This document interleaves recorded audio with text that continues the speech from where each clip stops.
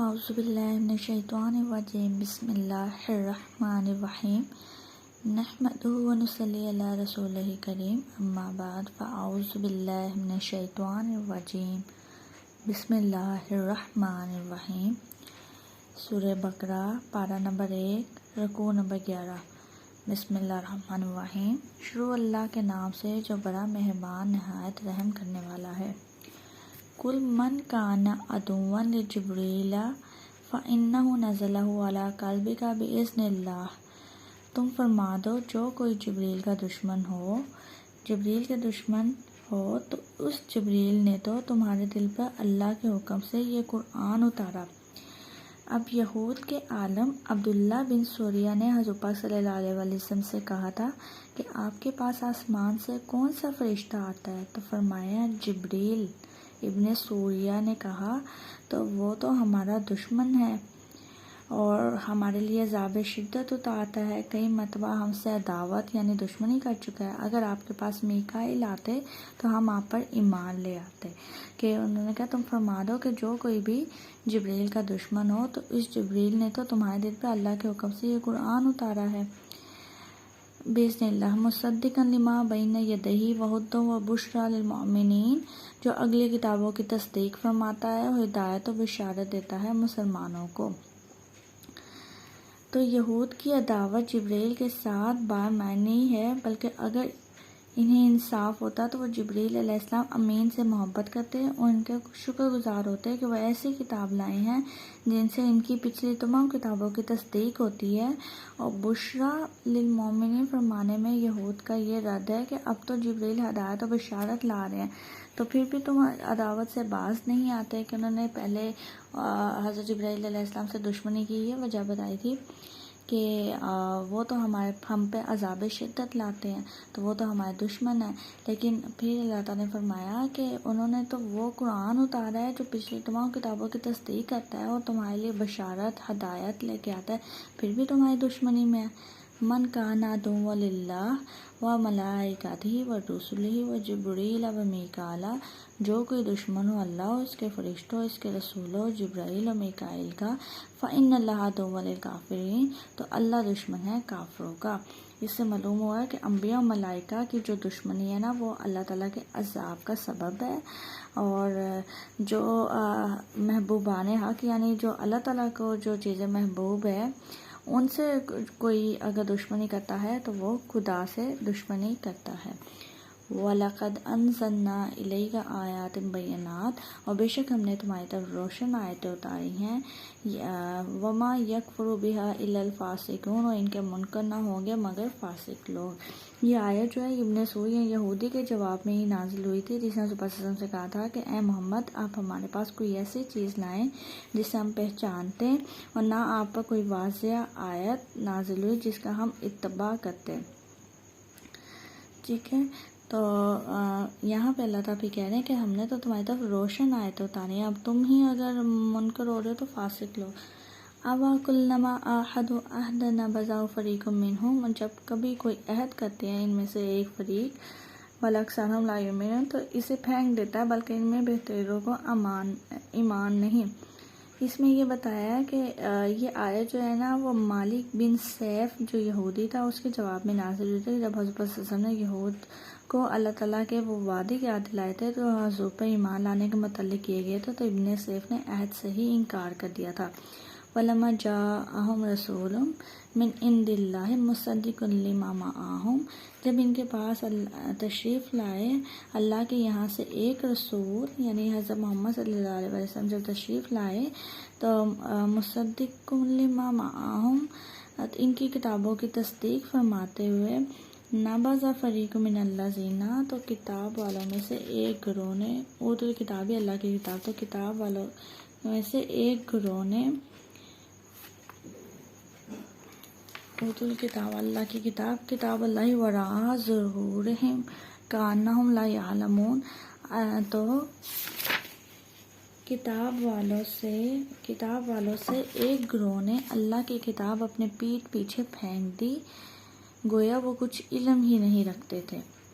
اب یہاں پہ یہ بات بتائی ہے کہ حضرت محمد صلی اللہ علیہ وسلم جو ہے نا وہ توریت اور زبور وغیرہ کی تصدیق فرماتے تھے، یعنی ان کی جو قرآن مجید آئی تھی وہ پچھلی تمام کتابوں کی تصدیق کرتی تھی، اور خود ان کتابوں میں بھی حضرت صلی اللہ علیہ وسلم کی تشریف آوری کی بشارت دی گئی تھی جو پچھلی کتابیں تھیں نا توریت و زبور میں، اور وہاں پہ آپ صلی اللہ علیہ وسلم کی اوصاف و احوال کا بیان، ان کی خوبیاں بیان کی گئی تھی، اس لیے حضرت صلی اللہ علیہ وسلم کی تشریف آوری اور آپ کا وجود مبارک جو آ گیا نا وہ ان تمام کتابوں کی تصدیق کرتا ہے کہ ان جو کتابوں میں لکھا تھا وہ سب حق ہے۔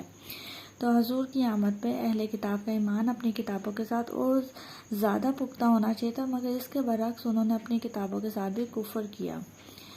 جب حضرت صلی اللہ علیہ وسلم کی تشریف آوری ہوئی تھی تو یہود نے توریت سے مقابلہ کر کے توریت و قرآن کو مطابق پایا تو توریت کو بھی چھوڑ دیا کہ وہ ایسے لوگ تھے، اور پھر جو اللہ کی کتاب کی طرف انہوں نے اپنی پیٹھ پیچھے پھینک دی، نعوذ باللہ۔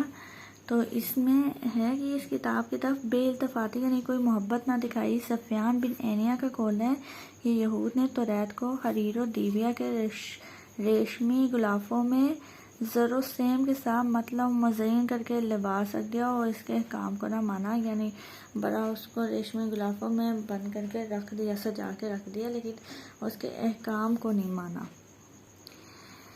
ان آیات سے یہ بھی معلوم ہوتا ہے کہ یہود کے 4 فرقے تھے، جو ایک توریت پہ ایمان لایا، اس نے اس کے حقوق بھی ادا کیے، یہ مومنین اہل کتاب ہیں، ان کی تعداد تھوڑی ہے، اور اکثرہم سے ان کا پتہ چلتا ہے کہ دوسرا فرقہ جس نے بالعلانیہ طور پہ توریت کے عہد توڑے تھے، ان کے وعدے توڑے تھے، اس کے حدود سے باہر ہو گئے تھے اور سرکشی اختیار کی تھی، نابازہ فریق منہم میں ان کا بیان ہے۔ تیسرا فرقہ وہ جس نے عہد شکنی کا اعلان تو نہیں کیا لیکن اپنی جہالت سے عہد شکنی کرتے رہے، ان کا ذکر ہے۔ پھر بل اکثرہم لا یؤمنون میں چوتھے فرقے جنہوں نے ظاہری طور پہ تو عہد بھی مانے، وعدے مانے، اور باطن میں بغاوت کر کے مخالفت کرتے رہے، یہ تزا سے جاہل بنتے رہے، کأنہم لا یعلمون میں ان میں دلالت ہے، ٹھیک ہے، دلیل دی گئی ہے۔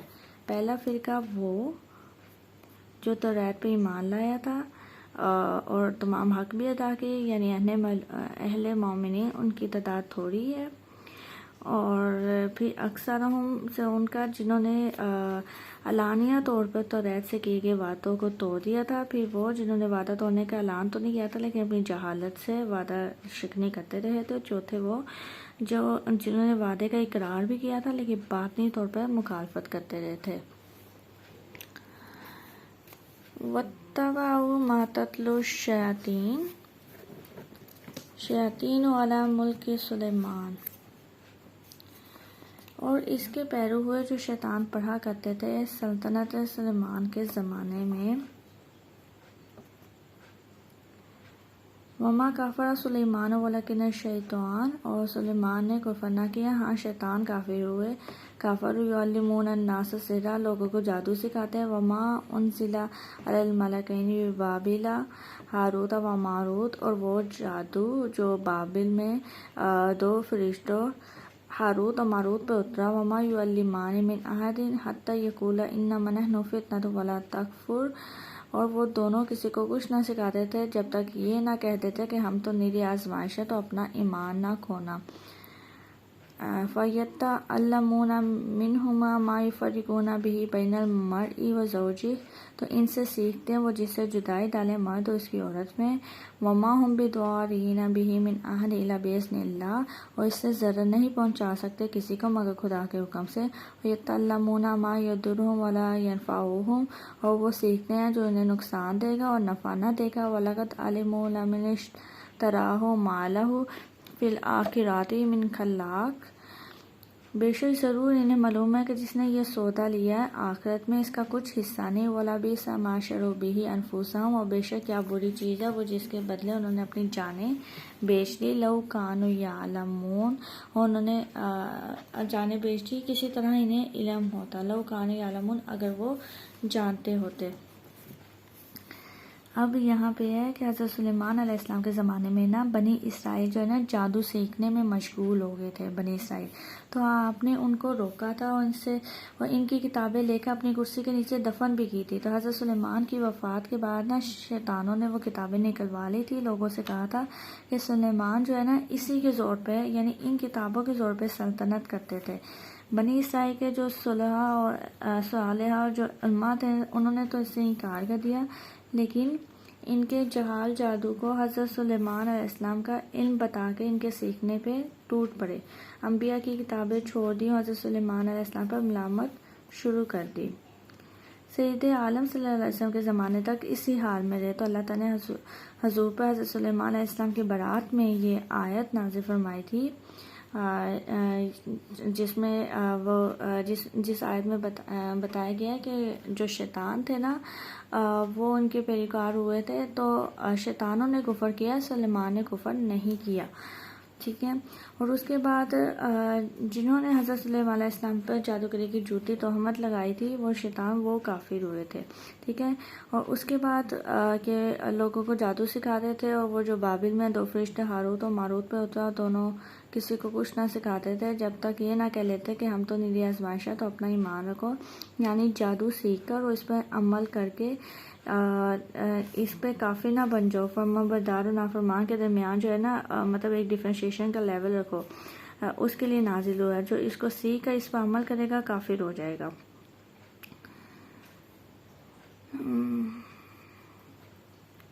اب جو عمل نہیں کرے گا وہ مومن رہے گا، اور جو عمل کرے گا وہ کافر ہو جائے گا. ٹھیک ہے.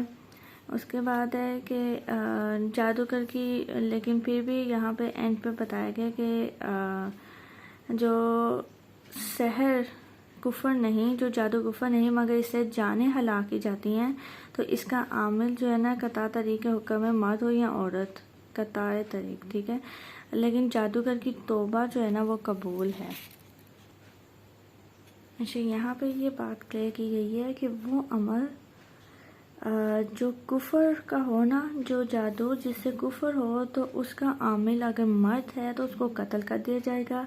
لیکن جو جادو کفر نہیں ہے مگر اس سے جانیں ہلاک کی جاتی ہے تو اس کا عامل قطع طریق حکم ہے، یعنی وہ طریقہ چھوڑ دو، مرد ہے یا عورت ہے. لیکن اور جادوگر کی توبہ بھی قبول ہے. اس کے بعد ہے کہ تو ان سے سیکھتے جس سے جدائی ڈالیں وہ مرد ہو اس کی عورت میں، اس سے ضرر نہیں پہنچا سکتے کسی کو مگر خدا کے حکم سے. اس سے معلوم ہوا ہے کہ جو حقیقی فیصلہ ہے نا، جو مطلب فائنل ڈیسیژن ہے، وہ صرف اللہ تعالیٰ کا ہے. پھر بری چیز ہے آخرت کے بدلے انہوں نے جادو کر کے تو اپنی جانیں جو ہیں بیچ دی ہیں، یعنی اپنے انجام اور عذاب کا بھی ان کو کوئی فکر نہیں ہے. وَلَوْ أَنَّهُمْ آمَنُوا وَاتَّقَوْا لَمَثُوبَةٌ مِّنْ عِندِ اللَّهِ خَيْرٌ. اور اگر وہ ایمان لاتے اور پرہیزگاری کرتے تو اللہ کے یہاں کا ثواب بہت اچھا ہے. حضرت محمد صلی اللہ علیہ وسلم قرآن مجید پر ایمان لاتے تو لَوْ كَانُوا يَعْلَمُونَ، اگر کسی طرح انہیں علم ہوتا. صدق اللہ العظیم.